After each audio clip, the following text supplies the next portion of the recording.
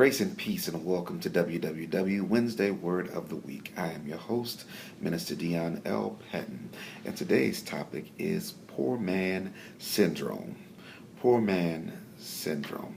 We live in the supposed land of opportunity, but I have to beg to differ. For those of us who were not born with a silver spoon in our mouth, it is very difficult to pull yourself up by your own bootstraps in today's society. We live in a world where if you're going to try to buy a house or buy a car, they're going to check your credit worthiness. And if your score is not high enough, they're going to say, I don't know if I can trust you to pay me each month, so I'm going to increase your interest rate, which is going to increase what you owe me each month, which is actually going to make it more difficult to pay me each month. I don't understand that. We live in a society where if you overdraw your account, they're going to charge you $35 for each and every individual transaction that you have that is on a negative balance. I know you get paid the 1st and the 15th. You're a good government worker. It's going to be automatically deposited, but I'm still going to cause what could have been a $20 deficit to be a $370 deficit. That's just the way that things are set up. And as much as I respect and appreciate Mr. Obama, he's done a lot of great things. There's some things I don't agree with. And one of those things is the health care thing. Now, I do believe that everybody should have health care. And I'm glad that he's thinking in that way. What can we do to make sure that all of the United States of America is covered by health insurance? Wonderful idea.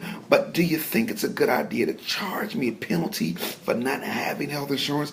I didn't have the money to buy health insurance. Now you're going to charge me a penalty. So the money I was using to pay some of my other bills now is going to the government, and I still don't have health insurance.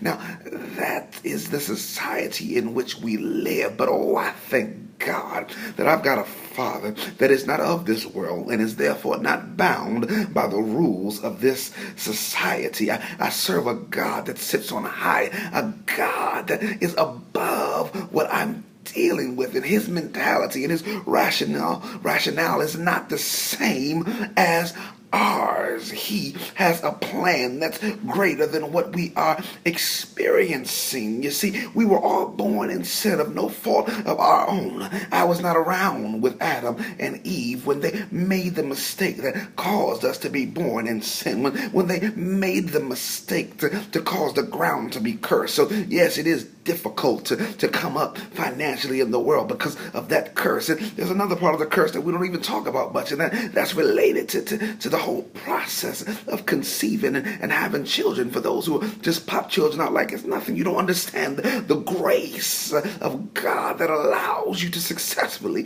go through the entire process without the hitches that some others may have to deal with. But the good thing about it is that God's financial system is not the same as the world. He knew I couldn't do anything about this sin problem. He knew I couldn't do anything about the cursed land. He knew I couldn't do anything about the cursed productivity.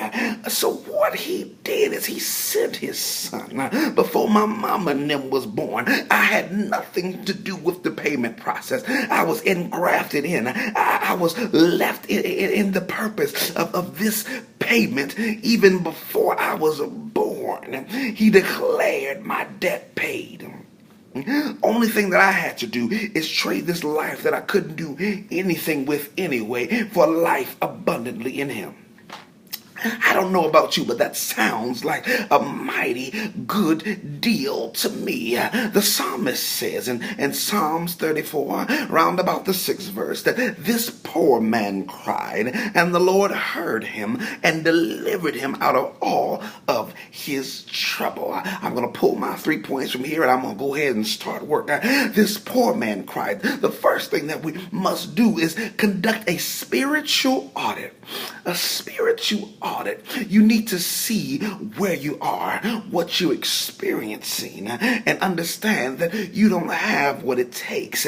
Too many of us are too independent. We're trying to figure things out on our own and work things out on our own. It's time to take a spiritual audit and see where you really are, and then you'll be able to, point number 2, surrender. This poor man cried. cried. This is a grown man, king of nations, who's crying before the Lord because he understands that he cannot handle his own situation. You too must surrender to God. You can't do it. You can't work it out. You can't make it happen. God is simply waiting for you to surrender. And the last thing to do after that is just switch economies. This poor man cried, and the Lord delivered him. And the Lord heard him. Let's not leave that out. And then the Lord delivered him out of all of his troubles. In other words, I'm going from a situation that I cannot handle into a situation where those things no longer exist. I've been taken out of that situation